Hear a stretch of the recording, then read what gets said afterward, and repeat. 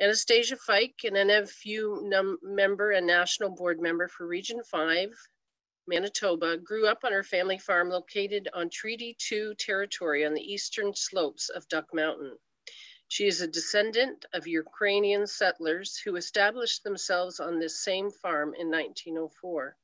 Her ancestors grew buckwheat and wheat in Ukraine, and she reinforces her connection to them with each year's crop. In 2019, her family built a buckwheat processing facility so the surrounding communities could savor local crops rather than have them shipped to the other side of the world. As a farmer, she is interested in a shift in conventional agriculture that would actually have a positive environmental impact on the ecosystem. She is determined to leave a positive impact on the planet and the health of its inhabitants. Aside from farming, Anastasia is also an artist, translator, and pilot whose practice focuses on planes, dimensions, and cycles. So we are going to welcome Anastasia to share her story with us. Thanks, Anastasia. I am on my family farm that, like you said, has been here. We've been here since 1904, and we are located on the homeland of the Anishinaabe and Dakota Nations in Treaty 2 in Garland, Manitoba. I'm the fourth generation of my family that is farming here. I'm also a board member for Region 5. So I grew up in a family that really fought for the community. My dad was part of the Western Rail Coalition that fought CN before the rails were privatized, so that they could give the transportation part of it control to the Western Wheat or the Canadian Wheat Board. Unfortunately, that, as we all know, did not come through, but it really influenced me in all of the things that I'm doing today in my fight for giving farmers a fair future. So now I'm paving the way for the future of farming and really focusing on that. We are focusing on fair prices, and every time that we do talk to the people that we sell to, we are always pushing and advocating for a fair price, because I mean the farmers take all the risk and reap very little from it. So yeah, next slide. So that's our family farm, and my dad is on my left in the checkered shirt, and my uncle is on my right. And if you keep that little structure in mind for the next part of the presentation, you'll see why it's significant. Next slide. So the magic of buckwheat. Historically, our family has grown buckwheat for as long as we can remember, for generations in Canada and even longer in Ukraine. This picture is a rendering of the Trypillian civilization. They were a Neolithic people who lived on the exact territory that my family came from in Ukraine. So, I mean, our history of farming probably goes back somehow to them. But so the ecological benefits and the economic benefits, I will talk later on in my presentation. Buckwheat is a superfood. So it is prebiotic, gluten-free, rich in manganese, potassium, copper, zinc, dietary fiber, protein, and among other things. And the buckwheat grown specifically in our area is rich in iron because of the deposits left from Lake Agassiz. So looking at Japanese markets, they were really interested in our buckwheat specifically. Next slide.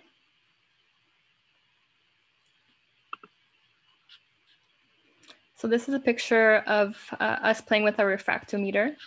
It didn't really work with buckwheat with the seeds because they were so dry, but we're still figuring out how we can efficiently measure the Brix content and the sugar content of the plant so that we can have an accurate way of growing the buckwheat, reducing our inputs as much as we can, and being as efficient as possible. And there's the, I think that was me actually commenting buckwheat. I just hopped out of the comment to take a picture. It's related to the rhubarb plant, so which is why it's red and not actually a grain, it's a pseudo grain. Next slide.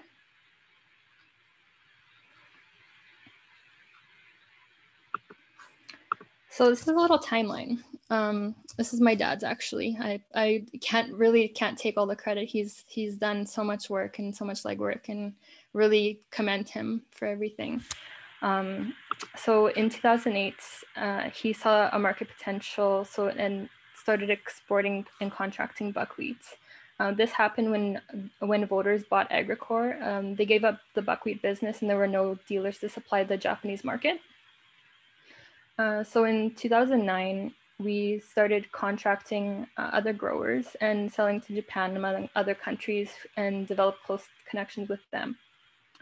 In 2015, with the growing markets, our current buyer couldn't keep up with the demand. So we decided to compensate on this on our end, which is why we are building a mill. And by 2020, from 2018, my dad had raised the bushel price of buckwheat from $8 to $15 by advocating for the farmers all the time. So yeah, that's always been a really, really important point for us in growing community, in supporting farmers, and just making sure that everybody not only survives, but thrives. Next slide. This is our little delegation to Japan in 2019. My dad's been to Japan 4 times. I've been twice. And every time we make really good connections and just have a lot of fun with everyone. This picture specifically is with the president of a local mill in northern Japan. He had showed us his process where we learned a lot. And then they invited us to their restaurant where they make soba noodles and use the groats in soups. And yeah, they were really, really excited to make connections. They're also doing research in buckwheat, developing a 60-day variety rather than 90 days, which is really important in our climate, especially because our window is so narrow. So we're following their research on buckwheat, and yeah, next slide.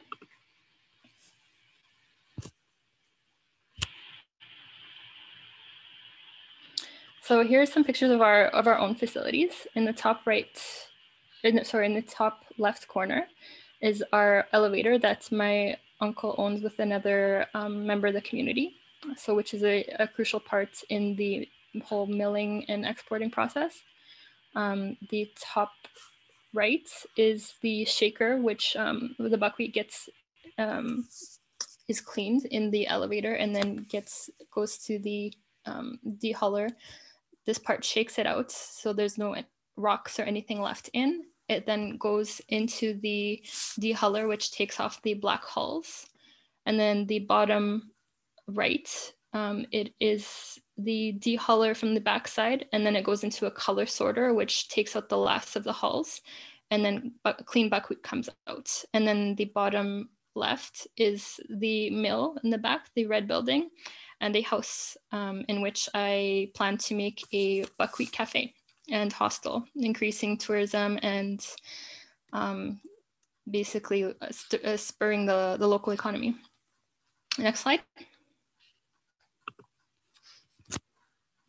So local food is a political movement. I see it as 3 parts: ecological, economic, and social. On an ecological level, since we are working locally, we see we are aware of our own actions because they are directly in front of us, rather than their results manifesting on the other side of the planet, which is really important because I think in our day and age, we are so, it's not that we don't care, but we have just lost the connection of our actions. So yeah, that's really important part of it. Economically, it keeps the money circulating at a local level, creating jobs and then local spending. Socially, it builds community ties and interconnectedness. Next slide.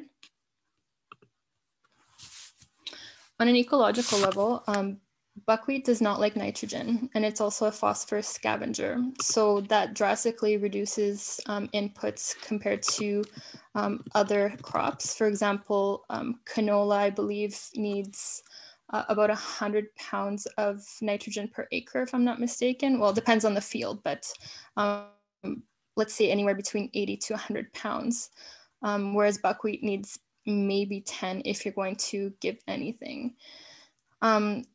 Also, if you're using it as a green manure, when you turn it over, it will provide phosphorus for the next plant once it decomposes. It will grow in marginal soil. It is a fast-growing broadleaf and competitive and will choke out weeds, which really virtually eliminates the need for any herbicides. And it's fairly resistant to pests. We haven't used any pesticides on our buckwheat. We actually don't use any herbicides or pesticides other than before we plant the crop. We do a spray just to get rid of any residual weeds.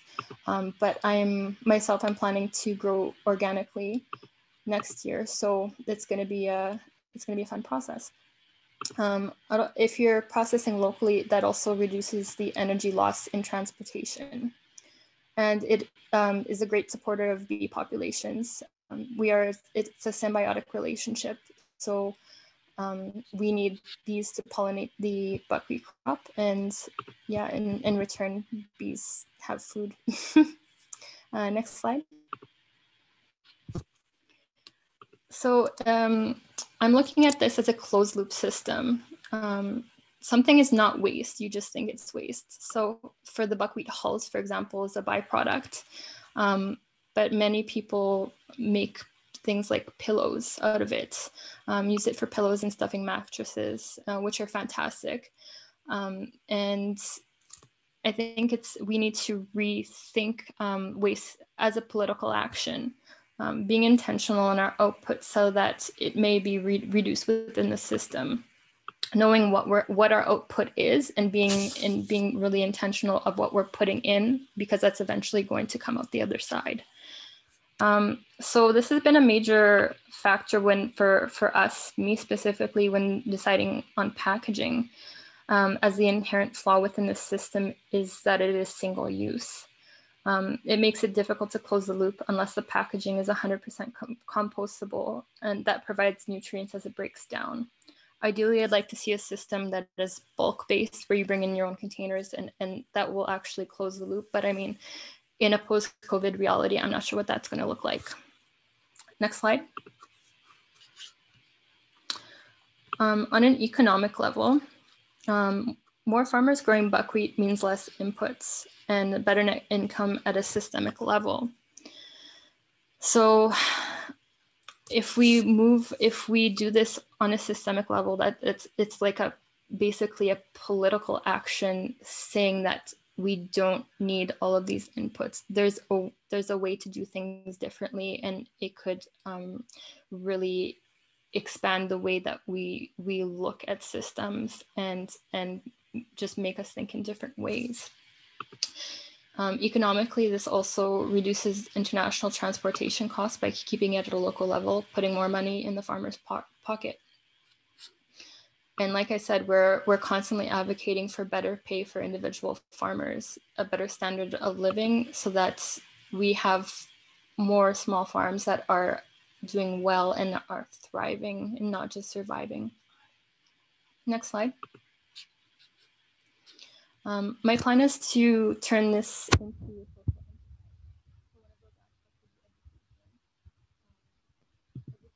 whereas we would set up a framework for farmers that would be open to transitioning from conventional to regenerative or agroecological practices.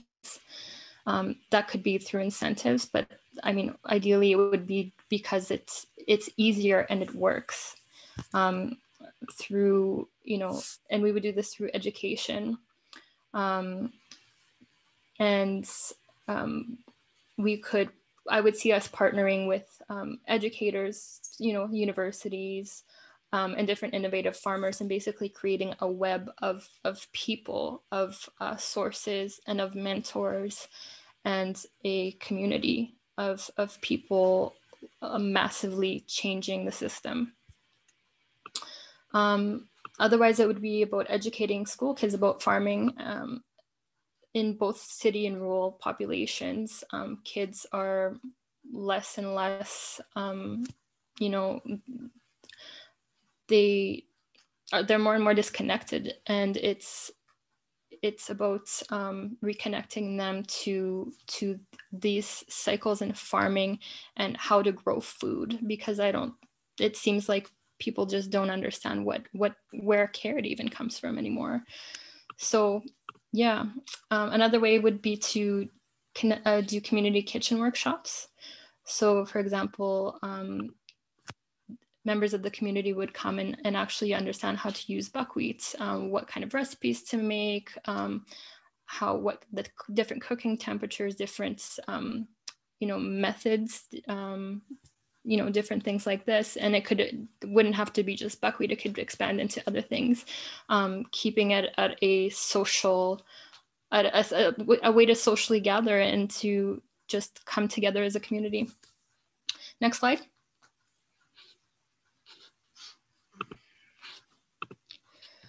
Art. So art is a way to express major issues related to farming. It's a way to speak in a different aspect to a different aspect of humanity, since it uses metaphor as its medium. It's a way of understanding that breaks through the constraints of the intellectual mind. It is a way to reconnect ourselves to the living world. And as you see behind me, this is a Himali. I'll just give you a little closer look there. And it's all made of straw. Like the one that was hanging during our conference, this is the way that I connect art and agriculture. It's the beauty and the structure of plants. So the tradition of this is we make it after the harvest, and it is hung on the main beam of the house to absorb unwanted energy in the house. The next year it is burned and another one is made. This is a Ukrainian tradition, and also tradition in Latvia, Lithuania, that part of the world. And so the idea is that the purer the base elements, the more effective the job the job of the Himali will do. So giving that idea of purity and wanting to the pureness of the cycle, basically. Hopefully we can, relate that to inputs, chemical inputs, and the purity of our soil and our system, our agricultural system. So cycles, especially focusing on putrefaction or decomposition, burning the Himali. Since our modern society, maybe farmers are more in tune to this, maybe not, have been so focused on infinite growth, we ignore that part of the cycle that is healthy, deliberate destruction and rest. Winter, for example, if we're talking of seasons. The result is a consumerist monster that leaves behind a perpetual mountain of plastic bottles and broken cheap microwaves that have manifested as a shadow because we have neglected this natural cycle.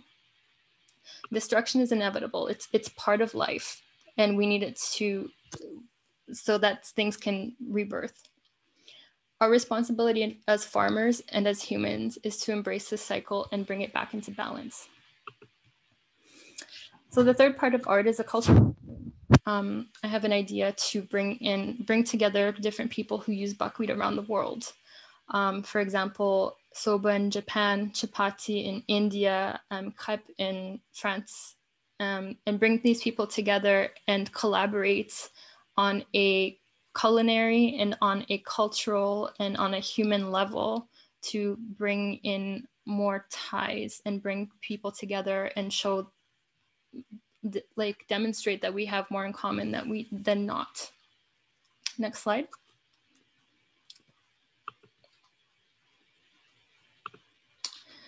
So on a social level, again, is community interconnectedness. So I'm looking to develop a network of collaborators. At present, we do collaborate with our apiary because this is a symbiotic relationship. We need them and they need us. I would also be looking, I've talked with our conservation district to develop different community projects. They already have a project on cover cropping. And I am interested in developing a links of water conservation, farming, and tourism because this area is so beautiful and reconnecting to people to the land is super important. Another collaboration would be a space to explore direct ways to repair ties with local Indigenous nations.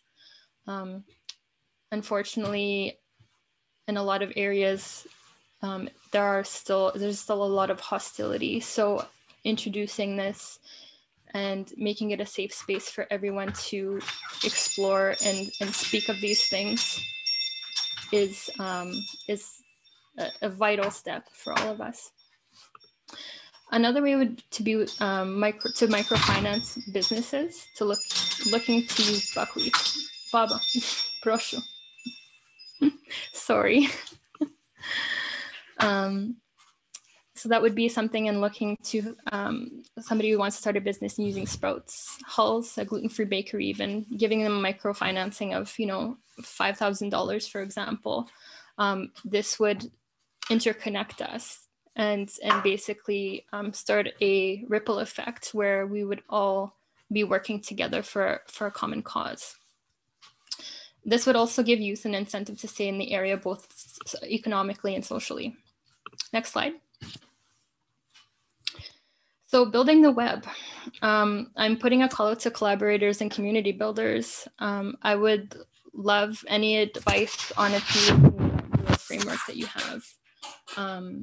I'm also interested in any aspect of innovation, and any feedback is welcome. Yeah, that's all of my presentation. I'd love to hear from you. Thank you.